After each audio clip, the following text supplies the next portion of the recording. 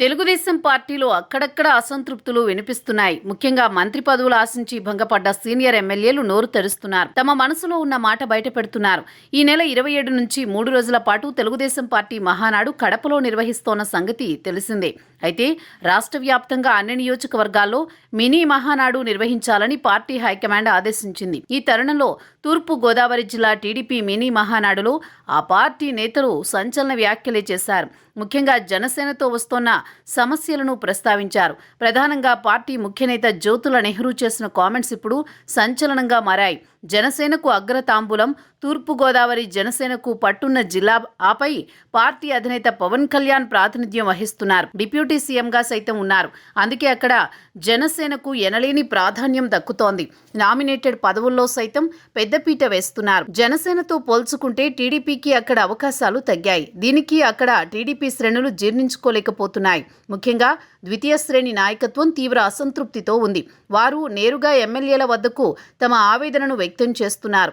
ఈ క్రమంలో ఎమ్మెల్యేలు సైతం కలవరపాటుకు గురవుతున్నారు. ఈ క్రమంలో తూర్పుగోదావరి జిల్లాకు సంబంధించి మహానాడు కాకినాడలో జరిగింది. జగ్గంపేట ఎమ్మెల్యే జ్యోతుల నెహ్రూ అయితే తన మనసులో ఉన్న ఆవేదనను బయటపెట్టారు. కాకినాడ జిల్లా పదవులు ఏ పార్టీకి వెళ్లాయో ఆలోచించాలని సూచించారు.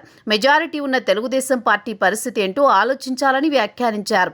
ఇటీవల జనసేనకు చెందిన జిల్లా అధ్యక్షుడు తుమ్మల బాబుకు 2 పదవులు ఇచ్చారు. పేరు పెట్టకుండా దానిని ప్రస్తావిస్తూ ఒక వ్యక్తికి 2 పదవులు అవసరమా అని ప్రశ్నించారు. పార్టీ నిర్ణయాల వల్ల టీడీపీ నిర్వీర్యమైపోతోందని ఆవేదన వ్యక్తం చేశారు.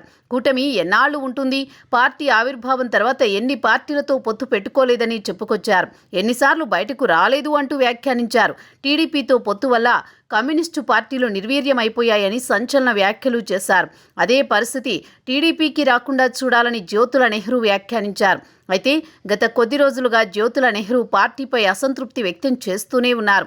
అందులో భాగంగానే ఈ కామెంట్స్ చేసి ఉంటారన్న అనుమానాలున్నాయి. ఇంకోవైపు కాకినాడ టీడీపీ అధ్యక్షుడు జ్యోతుల నవీన్ చేసిన కామెంట్స్ సైతం సంచలనంగా మారాయి. కాకినాడ రూరల్ నియోజకవర్గానికి టీడీపీ ఇన్ఛార్జి ప్రకటించకపోవడాన్ని తప్పుపట్టారు. ఆ నియోజకవర్గంలో జనసేనకు భారీ మెజారిటీ లభించడం వెనుక టీడీపీ కార్యకర్తలున్నారన్న విషయాన్ని గుర్తుంచుకోవాలన్నారు. కార్యకర్తలను కాపాడుకోలేకపోతే ఇబ్బందికర పరిస్థితులొస్తాయని కూడా వ్యాఖ్యానించారు. అయితే జనసేన విషయంలో సలహాలిస్తూనే టీడీపీ నేతలు సంచలన వ్యాఖ్యలు చేస్తుండడం కూటమిలో విభేదాలకు కారణమవుతున్నాయి.